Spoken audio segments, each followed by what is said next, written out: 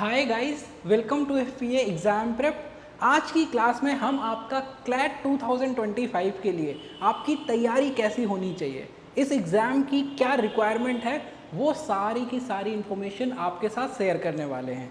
जब भी आप कोई एग्ज़ाम की तैयारी करते हो, चाहे आप किसी कॉम्पिटिटिव एग्ज़ाम की तैयारी करते हो या आप किसी इंट्रेंस एग्ज़ाम की तैयारी करते हो, सबसे पहले आपको एग्ज़ाम का पैटर्न क्या है, सबसे पहले आपको पता होना चाहिए उसका डिटेल्ड सिलेबस क्या है, जो आपके सब्जेक्ट्स हैं उनका वेटेज क्या है, राइट। तो आज की क्लास में हम आपके क्लैट 2025 एग्जामिनेशन का डिटेल्ड पैटर्न क्या है, फिर उसके बाद आपका जो सिलेबस है एग्ज़ाम के लिए वो सिलेबस क्या है, फिर उसके बाद जो आपके सिलेबस के पर्टिकुलर सब्जेक्ट हैं उनका अलग अलग वेटेज क्या है इस एग्जामिनेशन में, ताकि आपको एक आइडिया रहे कि आपको किस सब्जेक्ट पे कितना फोकस करना है, किस सब्जेक्ट पे कितना फोकस नहीं करना।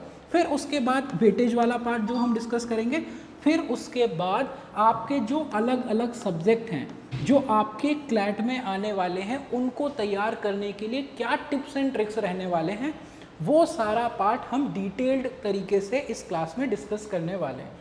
अब देखो, जो आपका क्लैट 2025 के पैटर्न की अगर हम बात करते हैं तो इसका जो पैटर्न है वो बहुत डायनेमिक है। अभी जैसे अगर मैं बात करूं आपसे, this is about the pattern that I am talking about. अभी जैसे अगर आप देखोगे क्लैट का जो पैटर्न था 2019 से पहले कुछ और था, उसके बाद इसका पैटर्न चेंज करके there used to be 150 questions. अभी इस साल क्या हुआ, मतलब अगर हम क्लैट 2024 से पहले की बात करते हैं तो आपके क्लैट के एग्जाम में 150 क्वेश्चंस आते थे, लेकिन 150 क्वेश्चंस के लिए आपके पास तब भी टाइम कितना था, 2 आवर्स का टाइम होता था आपके पास, 120 मिनट से टू सॉल्व दीज 150 क्वेश्चंस। तो उसकी वजह से मोस्ट ऑफ द स्टूडेंट सारे क्वेश्चन अटेम्प्ट ही नहीं कर पाते थे। तो उस चीज़ को अवॉइड करने के लिए कंसोर्शियम ने ये डिसीजन लिया कि हम क्या करते हैं कि इन जो क्वेश्चंस है ना उनको हम डिक्रीज कर देते हैं, उनकी जो नंबर है उसको हम कम कर देते हैं। तो अभी जो क्लैट 2024 का एग्जामिनेशन हुआ उसमें आपके 120 क्वेश्चंस थे और उसके लिए आपके पास जो टाइम था वो सेम था, 2 आवर्स का टाइम था। अब देखो, ये बताने का मकसद क्या है, this purpose is pretty simple. क्योंकि आपको जब भी आपको बहुत सारी चीज़ें हो सकता है आती हों एग्ज़ाम में, लेकिन this entrance exam or this competitive exam is not only about knowing the law or knowing the answer, this is also about your efficiency, this is also about your accuracy। तो वो कैसे आएगी, वो आएगी क्योंकि आपको पता है you are only having 120 minute of time for solving 120 questions. अब अगर आप इसको डिवाइड करोगे आपको पता लगेगा कि आपके पास एक क्वेश्चन के लिए केवल 1 मिनट का टाइम है। अब देखो, दिस इज अबाउट पैटर्न। अब आप ऐसा नहीं कर सकते कि रैंडम आप मार्क भी कर दें, क्योंकि हर एक राइट आंसर के लिए आपको +1 मिलने वाला है, और उसके बाद अगर मान लो आप गलत आंसर करके आते हो तो उसमें -1/4 की मार्किंग भी है, +1 -0.25 आपका डिडक्ट किया जाता है फॉर 1 रॉन्ग आंसर। तो आप ऐसे नहीं, तुक्का नहीं लगा सकते इस एग्जाम में। So this is about the detailed pattern of this CLAT examination. अब देखो, उसके बाद जो सेकेंड पार्ट है दैट इज ऑफ सिलेबस, कि आपका जो एग्ज़ाम है उसमें कौन कौन से सब्जेक्ट्स हैं जो आते हैं जिनको आपको तैयारी करनी है बहुत अच्छे तरीके से। अब देखो, बहुत से बच्चे ऐसे होते हैं जो रिपीटर हैं, जिन्होंने इस एग्ज़ाम को दिया है, सो उनके लिए ऐसा है कि उनको ये सब चीज़ें पता हैं। लेकिन if there is somebody who is going to appear in this examination for the first time, who needs information to start their CLAT journey, so this video is going to be a complete guide about that। अब देखो, दूसरा part क्या है, दूसरा part है syllabus का, कि जो आपका एग्ज़ाम है उसका डिटेल्ड सिलेबस क्या है। तो उसमें आपको पता होना चाहिए कि आपके एग्ज़ाम में जो 5 सब्जेक्ट्स हैं उनकी आपको तैयारी करनी होती है। अब क्योंकि आपका जो एग्ज़ाम है that is common law admission test, ये क्या है, ये एक लॉ के लिए एडमिशन का टेस्ट है। तो इसीलिए इसमें जो सबसे इम्पॉर्टेंट पार्ट होता है that is of legal reasoning, कि इसका जो सबसे इम्पॉर्टेंट और सबसे वेटेज वाला पार्ट है that is of legal reasoning, right. तो इसके लिए अभी हम समझेंगे आपका इंडिविजुअल की लीगल रीजनिंग में आपके कैसे क्वेश्चन आते हैं, जीके करंट अफेयर में कैसे क्वेश्चन आते हैं, वो सारा हम डील करेंगे। लेकिन this is the first part and this is the most important part for your CLAT journey. And after that, once you enter into NLU, the thing that will be important, that will help you in your semester examination, is this understanding with your legal reasoning, right? So this is the first part and the most important part for your examination. Now the second part is going to be of GK and current affairs. अब देखो जो दूसरा part है वो आपका GK and current affairs का होता है. फिर अगर हम थर्ड पार्ट की बात करते हैं दैट इज़ ऑफ इंग्लिश. फिर उसके बाद अगर हम और रिमेनिंग पार्ट्स की बात करें तो वो आपके होते हैं लॉजिकल रीजनिंग और जीके एंड करंट अफेयर्स का आपका पार्ट होता है. This is about this syllabus of this examination, logical reasoning and quantitative techniques. I am just writing QT here for quantitative techniques. So these all are the subjects that you need to understand to be, to be efficient for this examination. Now, अब देखो ये तो हो गई subjects की बात कि आपके एग्जाम में कौन कौन से सब्जेक्ट्स आते हैं. अब देखो अगर हम अलग अलग इनके वेटेज की बात करें तो आपका जो क्वांटिटेटिव टेक्निक्स वाला पार्ट है इससे आपके एग्जाम का 10% जो पार्ट है ना, 10% of your examination is from quantitative techniques, right. अब देखो अगर हम इसकी बात करें लॉजिक, ये लीगल रीजनिंग और जीके एंड करंट अफेयर्स, जो आपका just give me a second, जो आपका लॉजिकल रीजनिंग और जीके एंड करंट अफेयर्स वाला पार्ट है that covers 50% of your examination. मतलब आपके 50% ऑफ जो क्वेश्चन आते हैं ना they are either from logical reasoning और जीके एंड करंट अफेयर्स. तो एक तो बाइफर्केशन आप इंडिविजुअल समझ सकते हो कि ऑन एन एवरेज अगर मान लो लीगल से आपके 30% आते हैं तो यहाँ आपके 20% हो जाएंगे. अगर ये 25 है तो ये भी 25 हो जाएगा. That means on an average आपका जो क्वेश्चन होते हैं legal reasoning, logic, GK and current affair से they are around, they hold weightage of 50% of your examination. उसके बाद अगर हम बात करें उसके बाद आपके जो सब्जेक्ट्स हैं लॉजिकल रीजनिंग, इंग्लिश और QT, तो आपका जो क्वांटिटेटिव टेक्निक वाला पार्ट है that holds the 10% of weightage and remaining these two holds the weightage of 20 and 20%. That means 1/5 of the examination will be from the logical reasoning and 1/5 of the examination will be from this English section. तो अब देखो this is about कि आपका जो weightage है exam का वो क्या है. अब इसमें अगर हम ये फिल्टर आउट करने की कोशिश करें कि द मोस्ट इंपॉर्टेंट पार्ट क्या है तो आपको आंसर मिलेगा लीगल रीजनिंग. अब यहाँ पे कहने के लिए है कि लीगल रीजनिंग आपकी 25 to 30% आएगी, लेकिन लीगल के पैसे जैसे होते हैं जो आपके जीके एंड करंट अफेयर वाले सेक्शन में भी दिए जाते हैं, लीगल के पैसे जैसे होते हैं जो आपको लॉजिकल रीजनिंग वाले सेक्शन में दिए जाते हैं. तो अब आपको लीगल, अब देखो लीगल सब्जेक्ट्स को पढ़ना क्यों पढ़ना है, क्योंकि आपको पहली बात तो आपको इस सेमेस्टर में हेल्प करेगा. दूसरा आपको क्लैट एग्जाम को फोड़ने में भी आपके जो लीगल रीजनिंग के सब्जेक्ट हैं they will help you a lot. तो this is about legal reasoning, फिर GK and current affair, then English, then logical reasoning, then quantitative techniques. तो अगर हम इसका मेजर बाइफर्केशन करते हैं तो हमें आंसर क्या मिलता है कि आपका जो जीके एंड करंट अफेयर्स है और जो आपका इंग्लिश है 50% ऑफ द एग्जामिनेशन इस पार्ट से आता है और जो 50% रिमेनिंग है वो आपका इंग्लिश, क्वांटिटेटिव टेक्निक्स और लॉजिकल रीजनिंग वाले पार्ट में से आता है. This is on an average only. मतलब आप इस पे ऐसा नहीं कर सकते कि आप उसका परसेंटेज 120 पे निकालने लग गए कि 120 क्वेश्चन है उसका 20% आप निकाल रहे हो, 1/5 से उसको डिवाइड करो and 24 question you are expecting कि 24 ही आएंगे. That is not the case. On an average I am telling you कि हाँ ये आपका एक बाइफर्केशन रहने वाला है.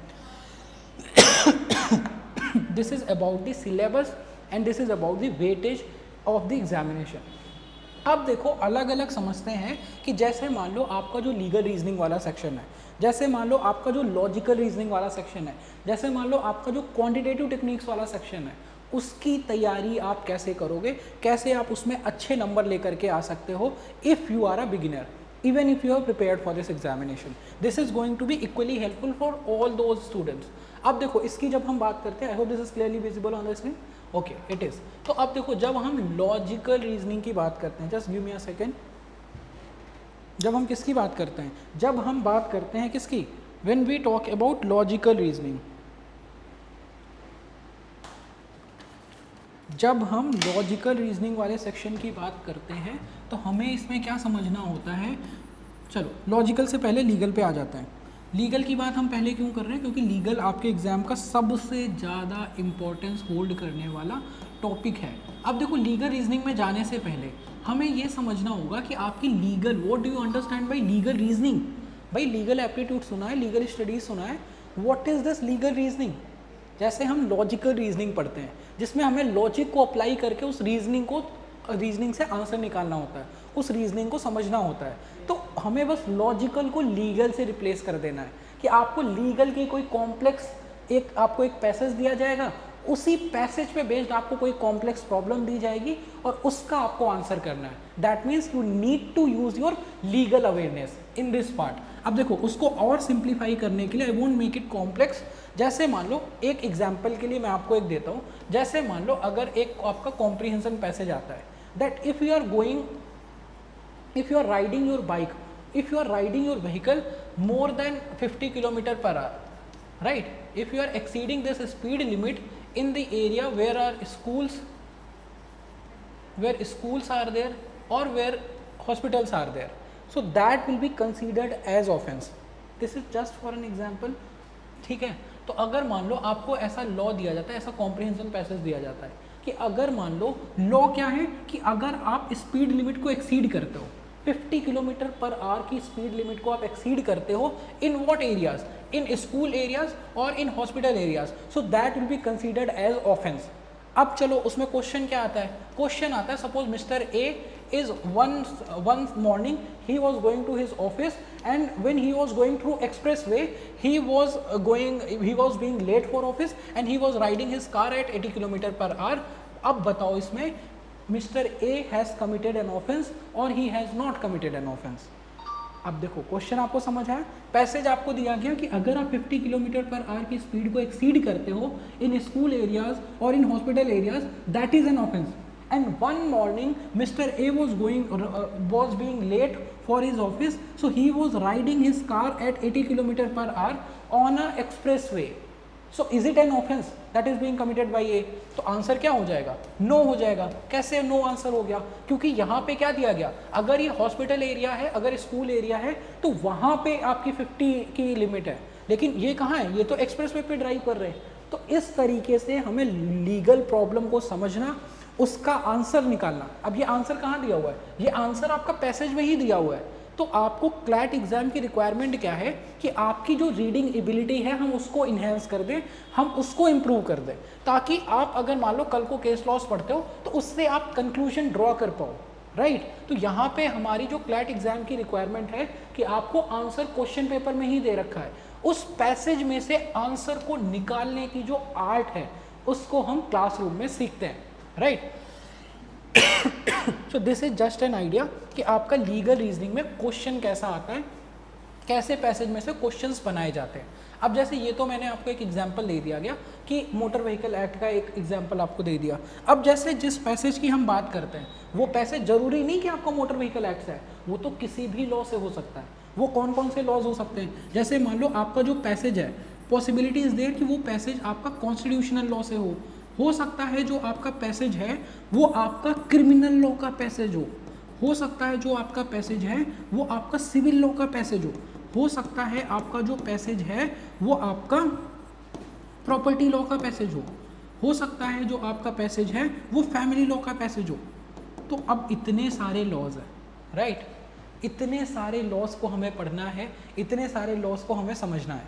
क्यों समझना है, कोई सेक्शन हमें याद नहीं करना, कोई आर्टिकल हमें याद नहीं करना, कोई क्लॉज हमें याद नहीं करनी, हमें बस इसका बेसिक मीनिंग समझना है, उसको सीखना है। और पर्पस क्या है, पर्पस ये नहीं है कि हमें लॉ पता होना चाहिए ताकि हम एग्जाम में अच्छा कर पाएँ, हमें लीगल वर्ड्स के साथ अपनी फेमिलैरिटी को डेवलप करना है। क्योंकि कल को जब कॉम्प्रीहेंशन पैसेज आपके सामने आएगा, जिसकी हम क्लासरूम में भी प्रैक्टिस करते हैं, जिसके लिए आप मॉक भी अटेम्प्ट करते हो, राइट। तो उस लीगल पैसेज को समझ पाना, उसकी समझ कैसे आएगी, जब आपके माइंड में पहले से ही जो प्री रिक्विजिट्स हैं उनको फीड किया जाएगा, राइट। तो अब देखो जब हम कॉन्स्टिट्यूशनल लॉ की बात करते हैं, अब देखो आपके एग्जाम का सबसे इंपॉर्टेंट पार्ट है लीगल रीजनिंग। अब लीगल रीजनिंग में अगर कोई लॉ है जो सबसे इंपॉर्टेंस होल्ड करता है सबसे ज़्यादा, वो होगा आपका कॉन्स्टिट्यूशनल लॉ। कॉन्स्टिट्यूशनल लॉ किसके बारे में बात करता है कि भाई अगर आप सिटीजन ऑफ इंडिया हो ना, कॉन्स्टिट्यूशनल लॉ आपका बहुत डिटेल में बात करता है, हर एक चीज़ के बारे में बात करता है। जैसे मान लो आप जिस देश में रहते हो इसका नाम क्या है, India, that is Bharat, shall be the union of state, कौन बताएगा, कॉन्स्टिट्यूशन ऑफ इंडिया बताएगा। अब जिस आप देश में रहते हो वो उसमें कितने स्टेट हैं। अब जैसे मान लो आप इस देश में रहते हो, अगर आपको इस देश का सिटीजन बनना है अगर किसी फॉरेन नेशनल को इस देश की सिटीजनशिप लेनी है, कौन बताएगा? कॉन्स्टिट्यूशन बताएगा। अब आप यहाँ के सिटीजन हो, आपके क्या फंडामेंटल राइट्स हैं, आपकी क्या फंडामेंटल ड्यूटीज़ हैं। अगर कल को आपको माइंड में आता है मुझे प्रेसिडेंट बनना है, तो उसके लिए एलिजिबिलिटी क्या है? कल को आप प्रेसिडेंट बन गए तो आपका वर्क एंड फंक्शन क्या है? आपको प्राइम मिनिस्टर बनना है, यूनियन काउंसिल ऑफ मिनिस्टर बनना है, सारे के सारे प्रोविजंस आपको कॉन्स्टिट्यूशन ऑफ इंडिया में दिए गए हैं। That is the basic document that governs a country. That is why that constitution of India holds so much importance in this CLAT examination. तो ये हो गया आपका कॉन्स्टिट्यूशनल लॉ, जिसमें हम क्या करते हैं, जिसमें हम आपके फंडामेंटल राइट्स पढ़ते हैं, जिसमें हम आपकी फंडामेंटल ड्यूटीज़ पढ़ते हैं, जिसमें हम आपके DPSPs directive principles of state policies पढ़ते हैं, जिसमें हम आपका प्रियम्बल पढ़ते हैं, ताकि हमें क्या है, ताकि हमें कॉन्स्टिट्यूशन की जो लैंग्वेज है ना, जो लैंग्वेज ऑफ द कॉन्स्टिट्यूशन है, उसके साथ हम फैमिलियर हो जाएं। Right, this is the purpose. अब देखो उसके बाद बारी आती है क्रिमिनल लॉज की और सिविल लॉज की। अब देखो क्रिमिनल लॉज और सिविल लॉज दोनों में फ़र्क क्या है उसको समझना भी इम्पोर्टेंट हो जाता है। अगर आपको पता है you can let me know, आप पॉज कर सकते हो, आप मुझे बता सकते हो, ठीक है। लेकिन अगर हम इसके बेसिक डिफरेंस की बात करते हैं तो उसको हमें समझना होता है। अब देखो जो क्रिमिनल लॉज होता है ना, जो क्रिमिनल लॉज होता है वो क्राइम के साथ डील करता है, और जो सिविल लॉज होते हैं वो सिविल ऑफेंसेस के साथ डील करते हैं। अब क्राइम और सिविल ऑफेंसेस में क्या डिफरेंस है हमें वो भी समझना होता है।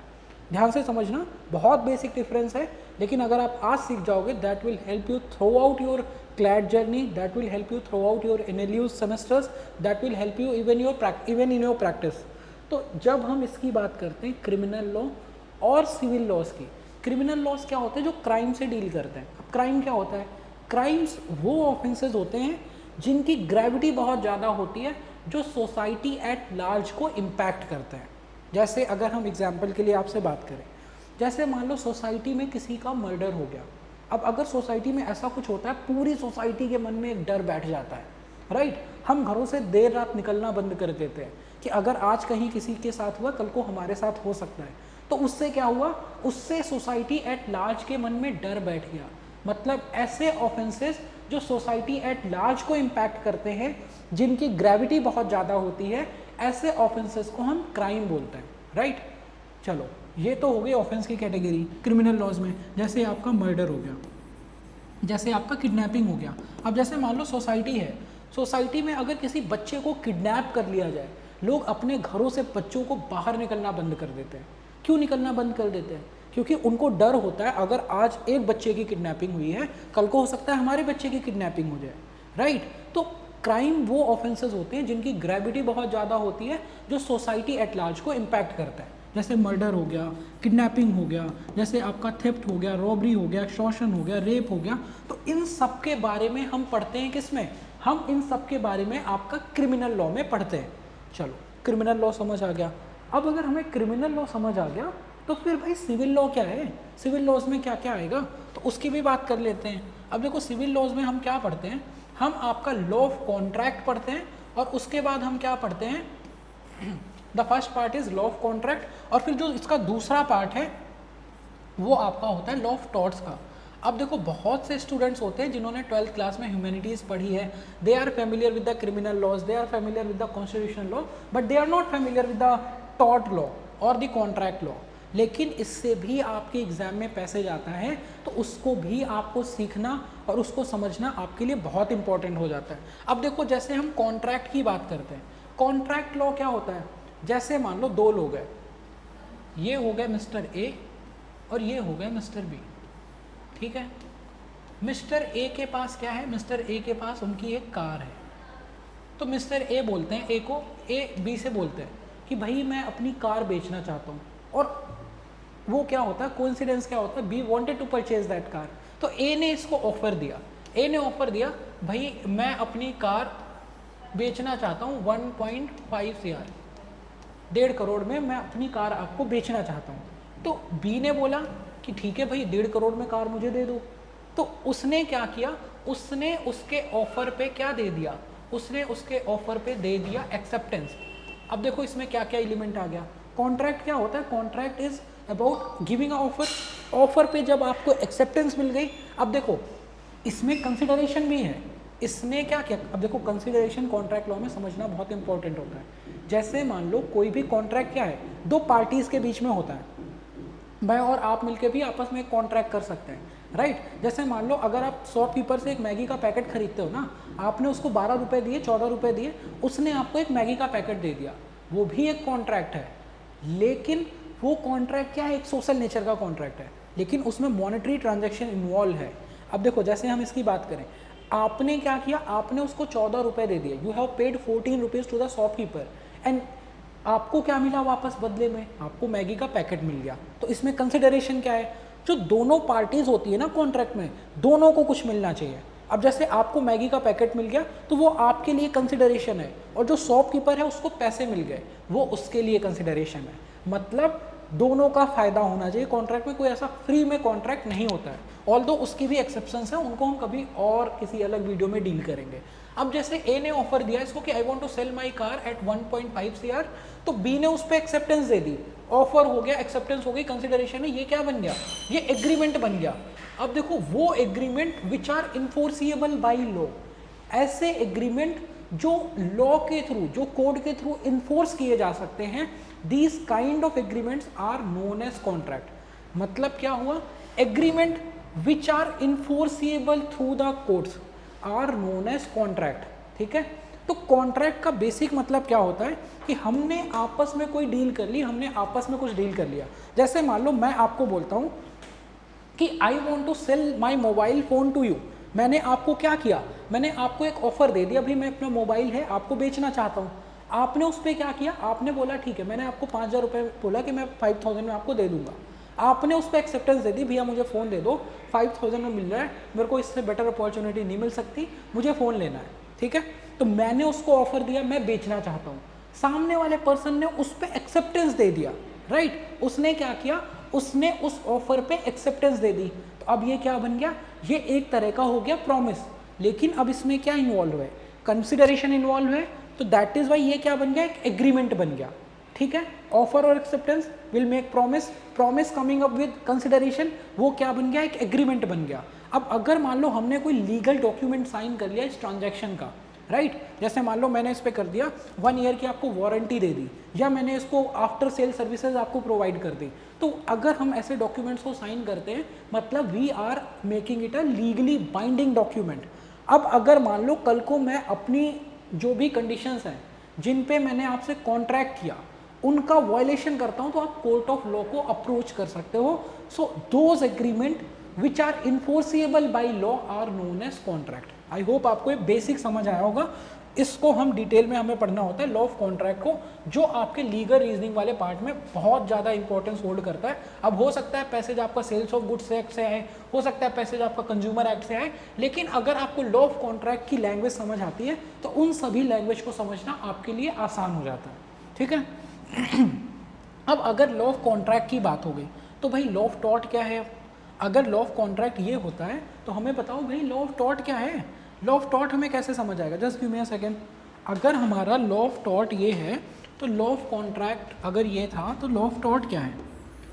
अब देखो लॉ ऑफ टॉर्ट में भी जो ऑफेंसेस होते हैं ना, वो जिसे हम टॉर्ट को बोलते हैं, टॉर्ट आपका टॉर्टम वर्ड से आया, जिसका मतलब क्या होता है, जब आप अपनी सिविल ड्यूटी का वायलेशन करते हो तो वो आपका टॉर्ट लॉ में गवर्न होता है, जिसको हम हिंदी में, जिसको हम इंग्लिश में सिविल रॉन्ग बोलते हैं। मतलब एक सामाजिक गलती बोलते हैं, सिविल रॉन्ग होता है, मतलब ये भी सिविल लॉ में आता है। तो फिर कॉन्ट्रैक्ट और टॉर्ट में फ़र्क क्या है, चलो उसको भी देखते हैं। अब देखो उससे पहले हमें समझना होता है टॉर्ट लॉ कौन से ऑफेंसेस से डील करता है, उसको भी बहुत अच्छे तरीके से समझेंगे। जैसे मान लो ये आपका एक घर है, ठीक है, और ये आपका एक नेबर है, उसका घर है, और आप लोग एक सोसाइटी में रहते हो। ठीक है, अब आपका नेबर क्या करता है, ये आपका घर है, आपके घर के बाहर ऐसे पेड़ लगे हुए हैं, चलो ये पेड़ इनको समझ लेना आप, आपके घर के बाहर क्या लगे हुए हैं, ऐसे पेड़ लगे हुए हैं, यहाँ पे आपने एक स्विमिंग पूल बना रखा है। ये आपका नेबर क्या है, एक दिन आपकी परमिशन के बिना आपकी प्रॉपर्टी में आता है, आपके जो पेड़ थे उनसे चलो कुछ भी नहीं करता, वो बस पेड़ के नीचे आता है, स्विमिंग पूल यूज़ करता है, बैठता है थोड़ी देर और वापस चला जाता है। अब देखो उसने क्या किया, उसने आपकी प्रॉपर्टी को किया ट्रेसपास विदाउट योर परमिशन। अगर आपकी प्रॉपर्टी में कोई आता है उसको हम बोलते हैं ट्रेसपास।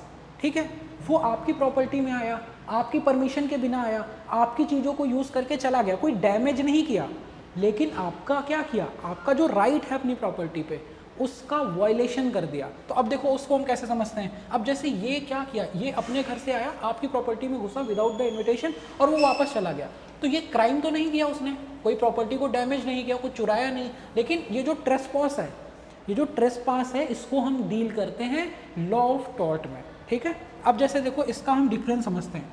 जैसे मान लो अगर ये है, ये आपकी प्रॉपर्टी में घुसता है और आपकी प्रॉपर्टी से कुछ भी लेके नहीं जाता, ट्रेसपास करके चला जाता है, तो अब अगर ये रिपीटेड करता है, आप किसके पास जाओगे, आप कोर्ट के पास जाओगे, कोर्ट इसमें आपको रेमेडी देगा, ठीक है।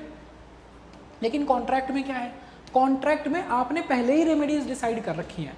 जैसे मान लो कल को आप लॉ करके कहीं जॉब करने के लिए जाते हो, ठीक है, तो वहाँ पे कंपनी आपसे कराती है कॉन्ट्रैक्ट साइन कि भाई अगर आप 1 साल से पहले छोड़ के गए तो आपको एक्स अमाउंट हमें पे करना पड़ेगा। तो अगर मान लो आप 1 साल से पहले छोड़ते हो तो आपने पहले ही डिसाइड कर रखा है कि आपको वो पैसा देना है, मतलब कोर्ट का उसमें कोई एक्टिव रोल नहीं है। ऑल्दो अगर वायलेशन होगा आप कोर्ट में जाओगे, कोर्ट कॉन्ट्रैक्ट की कंडीशन को ही फुलफिल कराएगा, राइट। तो कॉन्ट्रैक्ट में क्या है, कॉन्ट्रैक्ट में जो पार्टीज है ना, पार्टीज टू द कॉन्ट्रैक्ट, वो डिसाइड करती हैं कि हमारी ऑब्लिगेशन क्या होगी। लेकिन जो टॉर्ट है उसमें जो ऑब्लिगेशन है वो लॉ डिसाइड करता है। ये बेसिक डिफरेंस है। अब देखो टॉर्ट का एक एग्जांपल हो गया, ट्रेसपास हो गया। दूसरा, जैसे मान लो आप एक दिन शाम को मस्त बारिश हो रही थी, आप बाइक से निकलते हो घूमने और आप क्या करो, आप बाइक बहुत तेज चला रहे हो, आप एकदम नेग्लिजेंट हो अपने एक्ट में और गलती से रैश ड्राइविंग करते हुए आपने कर दिया किसी का एक्सीडेंट। चलो गलती से भी नहीं किया, आप ड्यू केयर लेकर के जा रहे थे, लेकिन उसके बाद भी किसी पर्सन को कर दिया आपने, एक्सीडेंट कर दिया। तो अब ये क्या है, ना तो आपको उसके मारने की इंटेंशन है, ना तो आपको उसको डैमेज करने की इंटेंशन है, लेकिन आपने क्या किया, आपने नेग्लिजेंस से क्या किया, उसको नुकसान पहुंचा दिया। तो नेग्लिजेंस भी किस में आता है, नेग्लिजेंस भी आपका टॉर्ट लॉ में गवर्न होता है। तो ये जो लॉज है ना, ये जो ऑफेंसेज हैं जिनकी जो बहुत पिटी नेचर के होते हैं, जिनकी ग्रेविटी बहुत कम होती है, इनके साथ हम डील करते हैं लॉ ऑफ टॉर्ट में। तो ये हो गया आपका कॉन्स्टिट्यूशनल लॉ, किसके बारे में बात करता है, फंडामेंटल राइट्स, जीपीएसपी क्या है, फंडामेंटल ड्यूटीज़ क्या है, प्रियम्बल क्या है, इमरजेंसी प्रोविजंस क्या है, प्रेसिडेंट की अपॉइंटमेंट कैसे होती है, प्राइम मिनिस्टर की अपॉइंटमेंट कैसे होती है, सेंटर स्टेट रिलेशनशिप क्या है, शेड्यूल्स क्या है, इन सब चीज़ों के बारे में आपका कॉन्स्टिट्यूशन ऑफ इंडिया बात करता है। लेकिन उसके बाद क्या है, उसके बाद आपका जो क्रिमिनल लॉ है क्राइम के साथ डील करता है, जो सिविल लॉज है वो आपके टॉर्ट और कॉन्ट्रैक्ट के साथ डील करते हैं, जिनको हम डिटेल में पढ़ते हैं इस क्लैट एग्जामिनेशन के लिए। अब उसके बाद जब हम बात करते हैं लॉ ऑफ प्रॉपर्टी और फैमिली लॉ की, इसमें हमें क्या पढ़ना होता है, जैसे मान लो 2 भाई है, उन लोगों का प्रॉपर्टी को लेकर के झगड़ा हो गया, तो प्रॉपर्टी से रिलेटेड हमें ये नहीं है हमें लॉ पता होना चाहिए, हमें लॉ के टर्म्स पता होना चाहिए। मूवेबल प्रॉपर्टी क्या होती है, इमूवेबल प्रॉपर्टी क्या होती है, टेंजिबल प्रॉपर्टी क्या होती है, इनटेंजिबल प्रॉपर्टी क्या होती है, फिर उसके बाद उसमें और बहुत सारी चीज़ें आती हैं, इंटेलेक्चुअल प्रॉपर्टी क्या होती है, ट्रेडमार्क क्या होता है, कॉपीराइट क्या होता है, पेटेंट क्या होता है, डिज़ाइन क्या होता है। तो ये सब हमें किस में पढ़ना होता है, ये सब हमें पढ़ना होता है transfer of property act TPA में, जो आपको प्रॉपर्टी लॉ की एक बेसिक नॉलेज देता है, जो आपकी उनकी जो टर्मिनोलॉजी है उसके साथ फैमिलियरिटी को डेवलप करता है। So this is about the detailed syllabus जो हमें लीगल रीजनिंग वाले सेक्शन में करना होता है, और हमने इस पर इतना टाइम इसलिए लिया है क्योंकि ये आपके एग्जाम का दी मोस्ट इम्पॉर्टेंट पार्ट है। You can not skip any of this part for your CLAT examination. इसको स्किप करना मतलब अपनी सीट को किसी दूसरे को डोनेट करने के बराबर है। चलो ये हो गया आपका पहला पार्ट एग्जाम का, जो आपके लीगल रीजनिंग का था। अब उसके बाद बात करते हैं 3 अलग अलग टॉपिक के, जिसमें आपका पहला होता है जीके एंड करंट अफेयर्स। फिर उसके बाद जब हम सेकेंड टॉपिक की बात करते हैं वो आपका इंग्लिश का होता है। फिर उसके बाद जब हम थर्ड टॉपिक की बात करते हैं वो आपका लॉजिकल रीजनिंग का होता है, राइट। अब देखो इन तीनों को एक साथ पढ़ने का मतलब क्या है, इन तीनों को एक साथ पढ़ने का रीज़न क्या है, उसको भी हमें समझना होगा। अब देखो जैसे आपका जीके एंड करंट अफेयर है, इसमें भी आपको एक कॉम्प्रिहेंशन पैसेज दिया जाएगा, इंग्लिश में भी आपको एक कॉम्प्रिहेंशन पैसेज आएगा, इवन लॉजिकल रीजनिंग में भी आपको एक कॉम्प्रिहेंशन पैसेज दिया जाता है। भाई आई होप ये बात आपको समझ आती है। लॉजिकल रीजनिंग जिन स्टूडेंट्स ने पढ़ा होगा उनको पता होगा जो आपकी नॉर्मल अलग अलग एग्जाम में लॉजिकल रीजनिंग आती है ना, उसमें आपका डायरेक्शन डिस्टेंस हो गया, ब्लड रिलेशन हो गया, डाइस हो गया, coding decoding, sequence series, clock calendar, ये सब आता है। लेकिन जो आपका क्लैट एग्जाम है ना, वो ये सब नहीं पूछता, वो आपको लॉजिकल रीजनिंग के लिए पैसेज देता है, कॉम्प्रीहेंशन पैसेज, और उस कॉम्प्रीहेंशन पैसेज में से आपको आंसर निकालने होते हैं। आंसर कैसे निकालोगे? जब आपको क्वेश्चन पता होगा। क्वेश्चन क्या है अभी देख लेते हैं। अब देखो, एक और बात यहाँ पे हमें समझनी चाहिए कि जो आपका क्लैट का एग्ज़ाम है ना, उसकी लॉजिकल रीजनिंग और उसकी इंग्लिश ऑलमोस्ट सिमिलर है। कहने के लिए लॉजिकल रीजनिंग अलग होता है, लेकिन ये लॉजिकल और इंग्लिश ऑलमोस्ट सिमिलर है। Why I am saying that? क्योंकि आपके जो क्वेश्चन का पैटर्न है ना, वो क्वेश्चन का पैटर्न आपकी इंग्लिश के साथ रिसेंबल करता है। How that is possible? अब जैसे देखो, आपके लॉजिकल रीजनिंग में क्वेश्चन क्या आते हैं? लॉजिकल रीजनिंग सेक्शन में आपको कॉम्प्रीहेंशन पैसेज दिया जाता है। उस कॉम्प्रीहेंशन पैसेज के बेसिस पे आपको 5 क्वेश्चन दिए जाते हैं, जिसके आपको आंसर निकालने होते हैं। अब इसमें पहला क्वेश्चन क्या होगा? What is the central idea of the passage?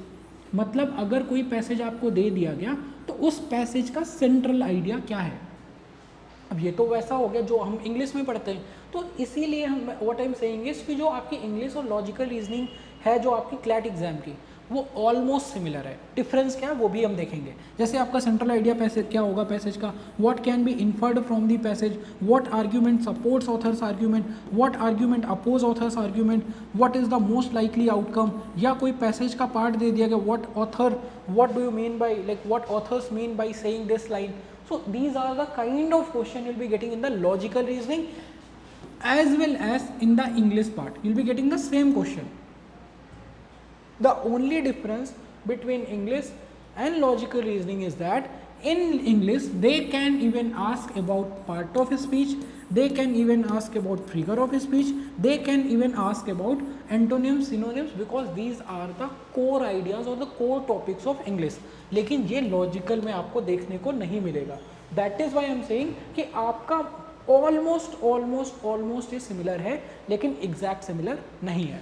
अब देखो, जीके एंड करंट अफेयर में भी आपको कॉम्प्रीहेंशन पैसेज दिया जाता है, लेकिन the only difference between English and logical reasoning is that कि आपको जीके एंड करंट अफेयर में पैसेज तो मिलेगा, लेकिन पैसेज में आपका आंसर नहीं होगा, अदरवाइज कोई पॉइंट ही नहीं होगा ना जीके का। जैसे मान लो रसिया यूक्रेन की वॉर चल रही है, एक पैसेज आपके एग्जाम में आया कि हाँ रसिया और यूक्रेन की वॉर को लेकर के पैसेज दिया गया, and they will be asking what is the currency of Russia. ये आपको पैसेज में कहीं नहीं दिया जाएगा, आप समझ गए? What is the capital of Russia. ठीक है, तो अब ऐसे क्वेश्चंस को करने के लिए हमें क्या है, हमें जीके और स्टैटिक पार्ट को भी कवर करना होता है, जिसको हम बहुत डिटेल्ड तरीके से सेक्शन वाइज डिवाइड करके पढ़ते हैं। जैसे मान लो आपका आर्ट एंड कल्चर हो गया, पॉलिटी एंड गवर्नेंस हो गया, साइंस एंड टेक्नोलॉजी हो गया, इन्वायरमेंट एंड इकोलॉजी हो गया। इस तरीके से हमने आपका करंट अफेयर भी अलग अलग मॉड्यूल्स में डिवाइड कर रखा है, जिसको हम वीकली मंथली बेसिस पर कवर करते हैं, जो आपके क्लैट एग्जाम के लिए आपकी कॉम्प्रीहेंशन स्किल्स को इम्प्रूव करता है, जो आपकी रीडिंग एबिलिटी को इन्हेंस करता है, जो आपको पूरे क्लैट एग्जाम में, चाहे लॉजिकल रीजनिंग की बात करो, चाहे जीके एंड करंट अफेयर्स की बात करो, चाहे आप लीगल रीजनिंग एंड इसकी बात करो, सभी जगह आपको ये थ्रू आउट हेल्प करता है। चलो ये तो हो गया कि आपका कॉम्प्रीहेंशन पैसेज क्या है। उसके बाद आपके कॉम्प्रीहेंशन पैसेज में से क्वेश्चंस किस टाइप के आते हैं। चलो अब आ गई पेपर लीक करने की बारी। ठीक है, अब देखो क्वेश्चन आपका कहाँ से आता है वो भी सीखेंगे, और उस एग्ज़ाम में जैसे क्वेश्चन कहाँ से आता है वो तो सीख लिया, लेकिन वो सोर्सेस क्या हैं, उनकी तैयारी कैसे करनी है, वो भी हम इस एग्ज़ाम में, मतलब अभी इस क्लास में हम सीख रहे होंगे। अब देखो, जैसे हमने पहले क्या बात की कि आपका कॉम्प्रीहेंशन पैसेज आता है। Now I am going to reveal कि आपका जो कॉम्प्रीहेंशन पैसेज है वो कहाँ से आता है। अब आप इसका नोट्स बना सकते हो, आप ये नोट डाउन कर सकते हो, and that is the therapy, that is, आप समझ लो ये क्या है, ये आपके लिए एक गोल्डन वो है कि this is something, this is like a golden opportunity, कि अगर आपने ये कर लिया ना, nobody can stop you, nobody can stop your admission from NLUs। अब देखो, जैसे अगर हम आपके इसकी बात करते हैं कि आपके जो न्यूज़पेपर्स हैं उनसे आपका क्वेश्चन आता है, कौन कौन से न्यूज़पेपर हैं, द हिंदू है, फिर उसके बाद कौन सा न्यूज़पेपर है, टाइम्स ऑफ इंडिया है, फिर उसके बाद कौन सा न्यूज़पेपर है, हिंदुस्तान टाइम्स है, फिर उसके बाद आपका कौन सा न्यूज़पेपर है, डाउन टू अर्थ मैगजीन है, डाउन टू अर्थ मैगजीन है, फिर उसके बाद आपका कौन सा है, ट्रिब्यून है, फिर उसके बाद आपका कौन सा है, टेलीग्राफ है, फिर उसके बाद कौन सा है, इकोनॉमिक टाइम्स है।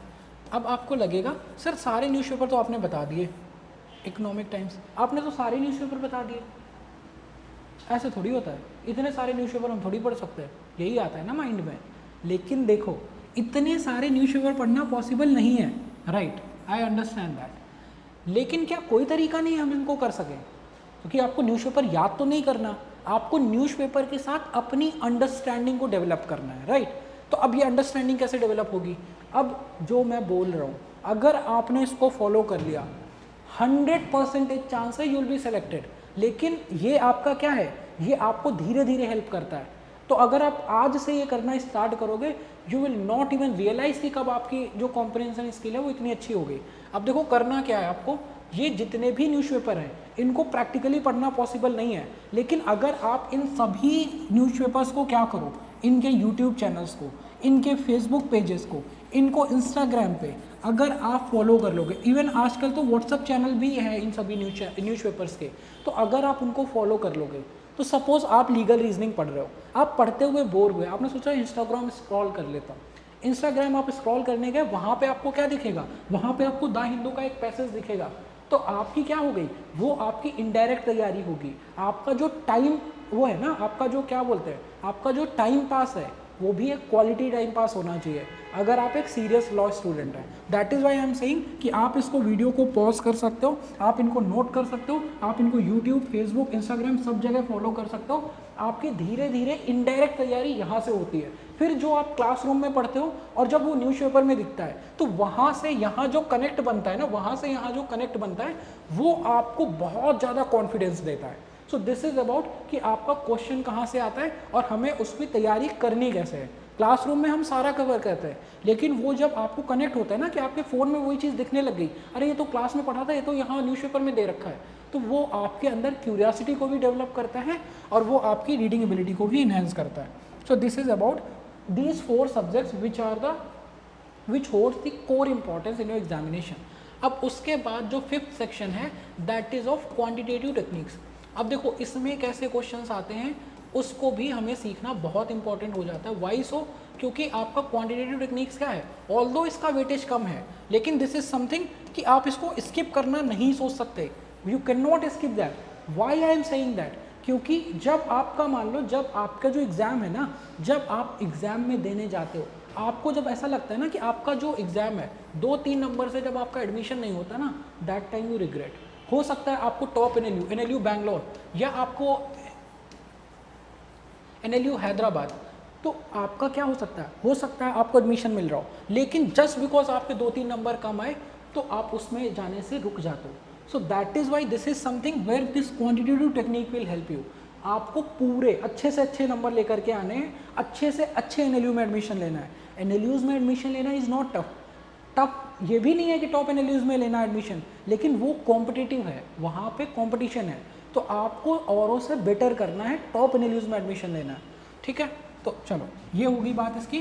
अब उसके बाद आगे बात करते हैं क्वांटिटेटिव टेक्निक की। जब हम बात करते हैं इसमें जो आपके क्वेश्चन आते हैं वो केवल और केवल डेटा इंटरप्रिटेशन पे बेस्ड होते हैं। आपके जो क्वेश्चन आते हैं डेटा इंटरप्रिटेशन पे बेस्ड होते हैं। अब देखो डेटा इंटरप्रिटेशन क्या है, कहने के लिए केवल एक टॉपिक है, लेकिन इसके अंदर बड़े सारे टॉपिक आते हैं और उन क्वेश्चन को सॉल्व करने के लिए आपको क्वांटिटेटिव एप्टीट्यूड के सभी टॉपिक्स का एक बेसिक नॉलेज होना बहुत इंपॉर्टेंट है, बहुत ज़रूरी है। अब देखो जैसे डेटा इंटरप्रिटेशन की हम बात करें, इसमें क्वेश्चन कैसे आते हैं, जैसे आज आप क्रिकेट वर्ल्ड कप देखते होंगे, आपको वहाँ पे दिखता होगा कि आपको कई बार ऐसे ग्राफ दिखाए जाते हैं।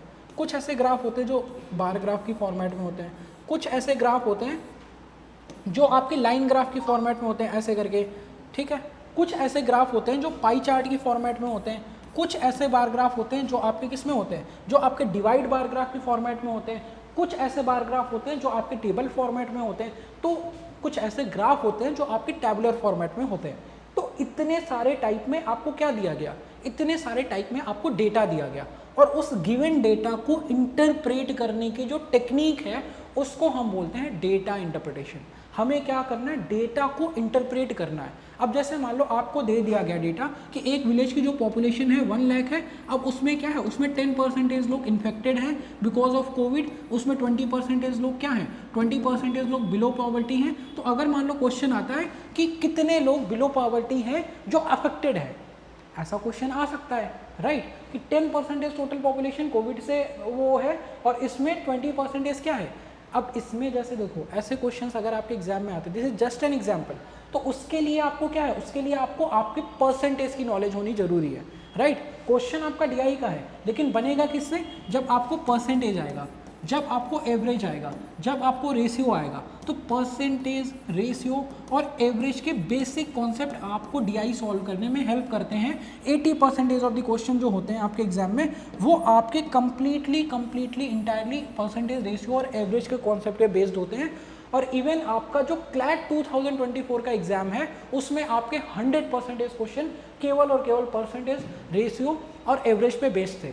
लेकिन अगर अब हम बात करें आपके पूरे क्लैट एग्जाम को एनालिसिस करें कि आप पे कौन कौन से टॉपिक है जिनसे आपका क्वेश्चन आ चुका है, तो उसमें हमारा आंसर आता है मोस्टली आपका जो क्वेश्चन होगा परसेंटेज, जो आपका डीआई होगा वो आपका परसेंटेज होगा, रेशियो होगा, एवरेज होगा। लेकिन आपके एग्जाम में मेंसुरेशन पे बेस्ड डीआई भी आ चुका है 2-3 बार, स्पीड, डिस्टेंस एंड टाइम पे बेस्ड भी डीआई आ चुका है। That means possibility is there कि हो सकता है आपका DI simple interest, compound interest पे आ जाए, प्रॉफिट एंड लॉस पे आ चुका है, डायरेक्ट आपको नहीं दिखेगा वहाँ पे, वो आपको रेवेन्यू पे बात करते हैं, एक्सपेंडिचर पे बात करते हैं।